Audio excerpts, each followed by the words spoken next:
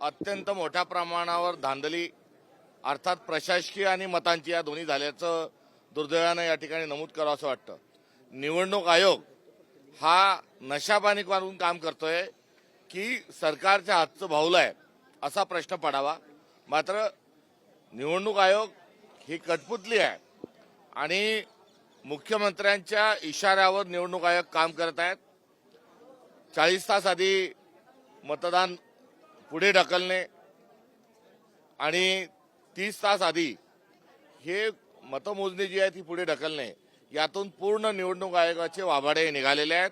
Free and fair election जे घडवून आणणं निवडणूक आयोगाचं मूलभूत कर्तव्य आहे, ते कर्तव्य बजावण्यामध्ये निवडणूक आयोग कुठेतरी कमी पडलेला आहे। त्यामुळे ज्या ज्या ठिकाणच्या निवडणूक निर्णय अधिकाऱ्यांनी प्रशासनाने इतकंच नव्हे तर निवडणूक आयोगाच्या थेट अधिकाऱ्यांपर्यंत आयुक्तालयापर्यंत ज्यांनी ज्यांनी यामध्ये चुका केल्या अक्षम्य स्वरूपाच्या त्यांच्यावर कारवाई करण्यात यावी। राज्यभरात 25 पेक्षा अधिक सत्ताधारी पक्षाच्या आमदारांना अशा पद्धतीने घटना ज्या आहेत त्या घडलेल्या कार्यकर्ते पैसे वाटताना दिसून आलेले आहेत।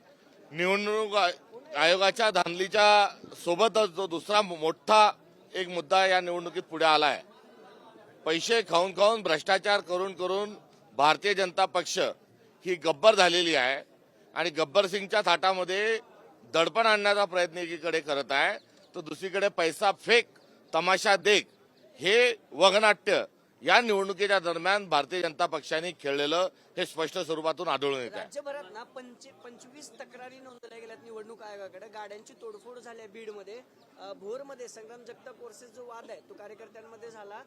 अशा 25 तक्रारी या वर्गाने या 25 दिसतात आहेत, मात्र या 25,000 तक्रारी आहेत। निवडणूक आयोगाकडे किती पोहोचल्या हे मला माहीत नाही, मात्र गाव तिथे 12 भानगडी हा भारतीय जनता पक्षाने आणि एकनाथ शिंदेच्या शिवसेनेने अजितदादांच्या घड्याळीने घातलेला आहे आणि एकंदर फार मोठ्या प्रमाणावर सगळ्या संहितांची आणि निवडणूक आयोगाच्या आचारसंहिताची पायमल्ली झालेली आहे। अहो, एकंदरीत हा वगनाट्य म्हटल्यानंतर हा सगळा तमाशा त्यामध्ये क्रमाक्रमाने आलाच। पैसा फेक तमाशा देख नावाचं वगनाट्य हे भारतीय जनता पक्षाने नगरपालिका नगरपंचायत निवडणुकीच्या अनुषंगाने या ठिकाणी रंगवलेलं आहे। फटका लोकशाहीला किती बसला हा मूलभूत प्रश्न आहे, कारण काँग्रेस जी आहे हा या निवडणुकीतला एक पक्ष आहे, मात्र जिथे लोकशाहीची पायमल्ली होते, जिथे संविधानाचे मूल्य पायदळी तुडवल्या जातात, जिथे फ्री अँड फेअर इलेक्शन होत नाही, त्यामुळे एकंदरीत जनतेचं नागरिकांचं आणि लोकशाहीचं हे फार मोठं नुकसान हानी या निवडणुकीत झालेली आहे। सत्ताधाऱ्यांनी निवडणूक हायजॅक केली आहे का? सत्ताधाऱ्यांनी निवडणूक हायजॅक केली आहे का? गुन्हा दाखल झालेला आहे आमदार संतोष बांगर यांच्यावर। त्यांच्या संदर्भामध्ये ते कशा पद्धतीने काम करतात, सत्तेची मस्ती काय असते त्याचं एक प्रतीक म्हणजे बांगर एक झालेले आहेत। त्यामुळे जेवढे गुन्हे वाढतात तेवढे ते मेडल वाढल्यासारखे जे वागतात, हे दुर्दैवानं एक लोकशाहीची थट्टा ही महाराष्ट्रात अनेक ठिकाणी चालली आहे। सत्ताधाऱ्यांनी निवडणूक हायजॅक करत बाबासाहेब एक मिनिट सत्ताधाऱ्यांनी निवडणूक हायजॅक करत विरोधकांचा स्पेस खाल्लाय का? कारण तुम्ही दिसला नाहीत बऱ्याच ठिकाणी, काँग्रेस, राष्ट्रवादी काँग्रेस, ठाकरे दोन्ही कुणीच नाही दिसलं। सत्ताधाऱ्यांनी हायजॅक करत स्पेस खाल्लाय का तुमचा? आपला हा प्रश्न कोणी विचारायला लावला का नाही हे मला माहित नाही, मात्र आमच्यावर आरोप करण्याच्या आधी ना आम्हाला जे दिसलं त्याने आम्हाला जे दिसलं त्या भावनेतून त्या भावनेने आम्हाला तुम्ही नाही डेटा सांगतो। नाही आपण आर्ग्युमेंट करता आहात का प्रश्न विचारता आहात? प्रश्न आहे त्याचं पूर्ण उत्तर ऐकून घ्या।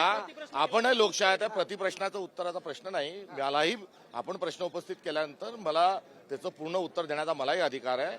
मी आवाज वाढवणं किंवा आपण आवाज वाढवणं यातून काही कुठल्याही माध्यमांमध्ये आपण सभ्य चर्चा घडून आणू शकत नाही। आमची स्पेस खाण्याचा प्रश्नच नाही। 160 ठिकाणपेक्षा अधिक ठिकाणी काँग्रेस पंजा हा नगराध्यक्ष पदासाठी लढतोय। मी व्यक्तिशः प्रदेशाध्यक्ष नात्यानं 65 सभा ह्या वेगवेगळ्या नगराध्यक्षाच्या आणि वेगळ्या नगरपालिकेमध्ये आमच्या झालेल्या आहे आणि इथपर आमचे सर्व जे नेते आहेत हे त्या ठिकाणी ते फिरलेले आहेत। स्पेस ही कशी असते, काय असते, किती द्यायची, कशी द्यायची, ती सोशल मीडियात मेजर करायची का अजून कुठे मेजर करायची, हा एक गोंधळ जो निर्माण झालेला आहे त्याच्यावरही यथोचित स्वरूपाची सांगोपांग चर्चाही झाली पाहिजे. त्याचा प्रश्न असा होता प्रश्न असा होता थांब सांगितलं तुम्ही जो प्रश्न आम्हाला विचारला ना, प्रश्न असा होता की कोकणात राणेबंधूंमध्ये भांडणं, मुख्यमंत्री आणि 2 उपमुख्यमंत्र्यांनी तिजोरीवरून पुण्यात केलेले सगळे विधानं, त्याच्यावरून असं वाटत होतं की सत्ताधाऱ्यांमध्ये जुंपली. विरोधकांना उत्तर द्यायला आदित्य ठाकरेंनी आज प्रेस बरोबर घेतले, पण याआधी कधी आदित्य ठाकरे निवडणुकीत दिसले नाहीत. हा तो प्रश्न होता साहेब. गजनी, जल्लाद, दरिंदे हे शब्द का गाजले याचा जरा मागोवा आपण जर घेतला तर आपल्या प्रश्नाचं उत्तर आपसूक आपल्याला मिळून जाईल. कोण आहे ते गजनी दलिंद? पुणे जिल्ह्यात किती नगराध्यक्षपदाचे उमेदवार होते काँग्रेसचे? एकंदरीत महाराष्ट्रामध्ये 165 ठिकाणी काँग्रेस जी आहे तिचा पंजा नगराध्यक्ष पदाकरिता होता.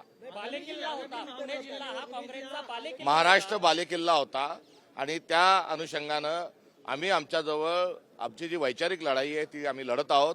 सत्ता आणि हे आमचं मूलभूत स्वरूपाची लढाई नसून आम्ही वैचारिक लढाई स्वरूपामध्ये लढत आहोत आणि आमच्या पक्षाची जी काही स्थिती असेल त्या स्थितीच्या अनुषंगानं आम्ही कार्यरत राहू.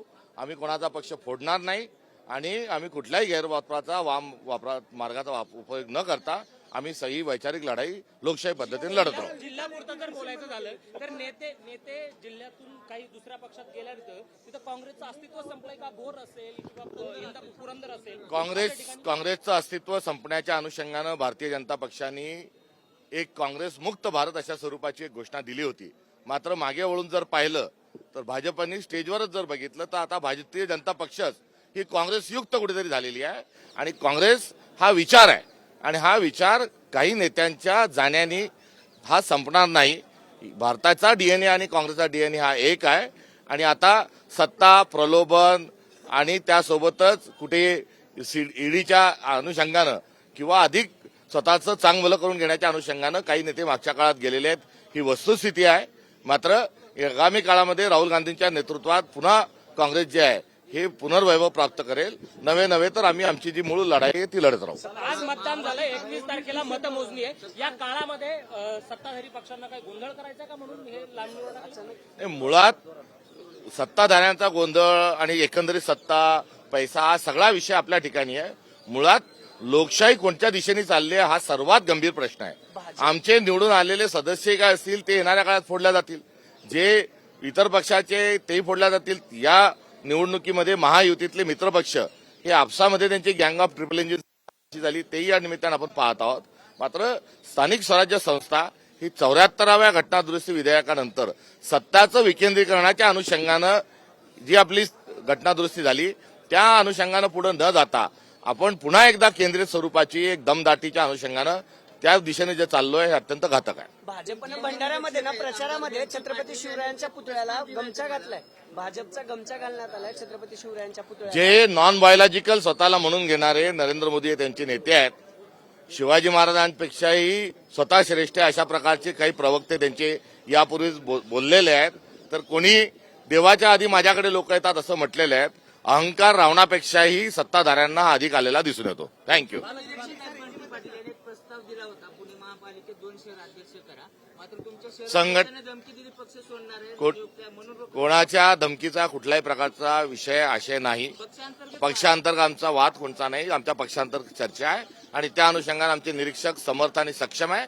ते या ठिकाणचा निर्णय यथोचित वेळ तेव्हा येईल तेव्हा ते घेतील आणि त्या निर्णयाच्या संदर्भात कुठेही कुठच्याही विषयाला कुठलाही आधार हा आम्ही ठेवणार नाही आणि त्यांच्यानुसारच आम्ही सर्व कारवाई करू.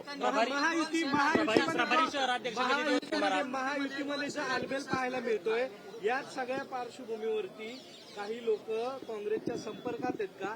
आणि कालच पृथ्वीराज चव्हाण म्हणले की मराठी माणूस हा पंतप्रधान होणार आहे, अशी काही इनपुट काँग्रेसकडे आहेत. त्यांच्या वक्तव्यासंदर्भात मला माहिती नाही. थँक्यू. प्रभारी शहर अध्यक्ष किती दिवस राहणार?